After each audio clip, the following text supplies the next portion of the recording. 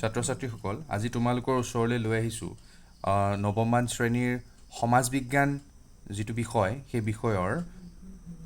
ভাৰতীয় ৰাজনৈতিক দল নামৰ পাঠটো যে ৰাজনীতি আৰু অৰ্থনীতি বিজ্ঞান বিষয়টোৰ ভাৰতীয় ৰাজনৈতিক দল নামৰ প্ৰথম পাঠটোৰ কেইটামান MCQ লৈ আহিছোঁ তোমালোকৰ পৰীক্ষাৰ বাবে অতি জৰুৰী ভালদৰে ভিডিঅ'টো চাবা যে কুৱেশ্যন নম্বৰ 1 ইয়াত সুধিছে যে একদলীয় শাসন ব্যৱস্থা থকা এখন দেশৰ নাম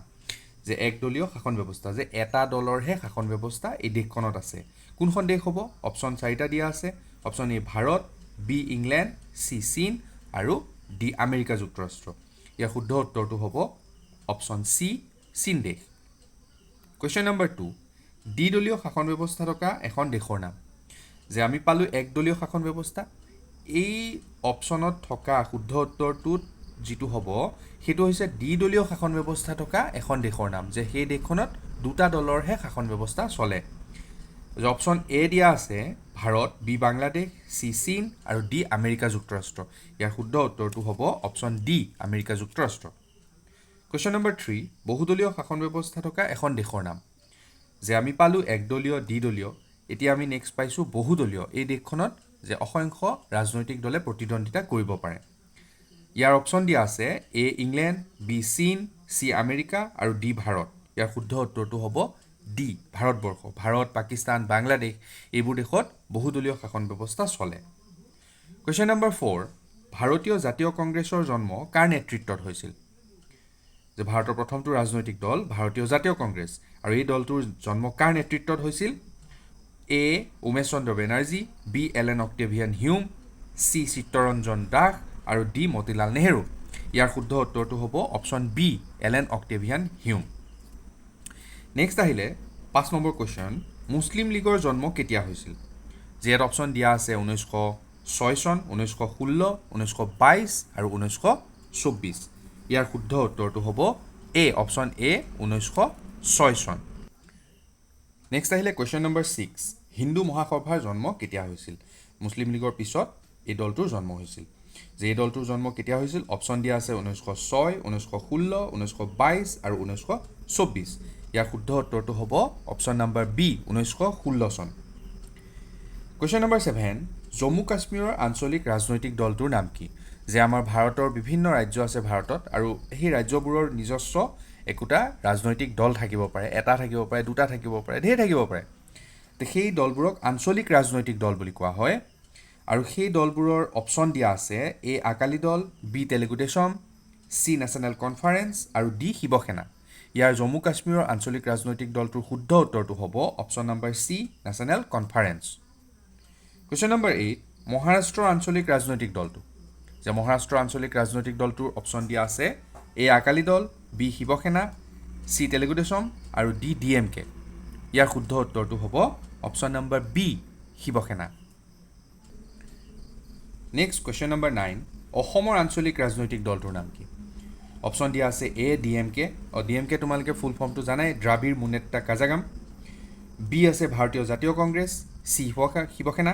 আৰু ডি আছে অসম গণ পৰিষদ ইয়াৰ শুদ্ধ উত্তৰটো হ'ব option number D Asom Gana Parishad AGP question number 10 বিৰোধী দলৰ সবল ভূমিকা থকা এখন উল্লেখযোগ্য ৰাষ্ট্ৰৰ নাম ইয়াৰ লগতে মই কৈ দিছোঁ যে বিৰোধী দল মানে কি যে বিৰোধী দলৰ সবল ভূমিকাৰ কথা কৈছে বিৰোধী দলটো কি আমি প্ৰথমতে জানি ল'ব লাগিব যে নিৰ্বাচনত প্ৰতিদ্বন্দ্বিতা কেইবাটাও দলে কৰে তাৰে কোনোবা এটা দলে সংখ্যাগৰিষ্ঠ লাভ কৰি নিৰ্বাচনত জয়লাভ কৰি চৰকাৰ গঠন কৰে আৰু বাকী যিবোৰ দলে একক সংখ্যাগৰিষ্ঠতা লাভ কৰিব নোৱাৰে সেই দলবোৰে হৈছে বিৰোধী দল এতিয়া বিৰোধী দলৰ সবল ভূমিকা থকা এখন উল্লেখযোগ্য ৰাষ্ট্ৰৰ নাম হৈছে কুৱেশ্যন অপশ্যন দিয়া আছে A England B Bharatvarsha C Bangladesh আৰু ডি হৈছে চীন দেশ ইয়াৰ শুদ্ধ উত্তৰটো হ'ব এ অপশ্যন এ ইংলেণ্ড যে ইংলেণ্ড আমেৰিকা আদিবোৰ দেশত বিৰোধী দলৰ সবল ভূমিকা থাকে কুৱেশ্যন নম্বৰ 11 যে কেন্দ্ৰত মোৰাৰজী দেশাইৰ নেতৃত্বত প্ৰথমখন মৰ্চা চৰকাৰ কেতিয়া গঠন হৈছিল এতিয়া মৰ্চা চৰকাৰ কি তোমালোকে জানা যে একক সংখ্যাগৰিষ্ঠতা যদি কোনো এটা নিৰ্দিষ্ট দলে লাভ কৰিব নোৱাৰে তেতিয়াহ'লে পুনৰবাৰ নিৰ্বাচন পতাৰ সলনি এই যিকেইটা দলে নিৰ্বাচনত প্ৰতিদ্বন্দ্বিতা কৰিছিলে সেই গোটেই দলকেইটা মিলি পেলাই এখন চৰকাৰ গঠন কৰে সেই চৰকাৰখনেই হৈছে মৰ্চা চৰকাৰ আৰু আমাৰ কেন্দ্ৰত মোৰাৰজী দেশাইৰ নেতৃত্বত প্ৰথমখন মৰ্চা চৰকাৰ গঠন হৈছিলে ইয়াৰ অপশ্যন দিয়া আছে অপশ্যন এ 1975, বি 1976, চি 1977 আৰু ডি হৈছে 1978। ইয়াৰ শুদ্ধ উত্তৰটো হ'ব অপশ্যন চি 1977। কুৱেশ্যন নম্বৰ 12, চৰণ সিঙৰ নেতৃত্বত আন এখন মৰ্চা চৰকাৰ কেতিয়া গঠন হৈছিলে? যে মোৰাৰজী দেশাইৰ নেতৃত্বত যেনেকৈ মৰ্চা চৰকাৰ এখন গঠন হৈছিলে, ঠিক তেনেকৈ চৰণ সিঙৰ নেতৃত্বতো এখন মৰ্চা চৰকাৰ গঠন হৈছিলে। কিমান চনত হৈছিলে? যে অপশ্যন দিয়া আছে 1977, 1978, 1979 আৰু 1980। ইয়াৰ শুদ্ধ উত্তৰটো হ'ব অপশ্যন চি 1979। কুৱেশ্যন নম্বৰ 13, যে ভাৰতৰ প্ৰথমটো আঞ্চলিক দলৰ নাম, আঞ্চলিক ৰাজনৈতিক দলৰ নাম হ'ব। যে ইয়াত অপশ্যন দিয়া আছে এ ভাৰতীয় জাতীয় Congress, B Shivsena, C DMK আৰু ডি অগপ।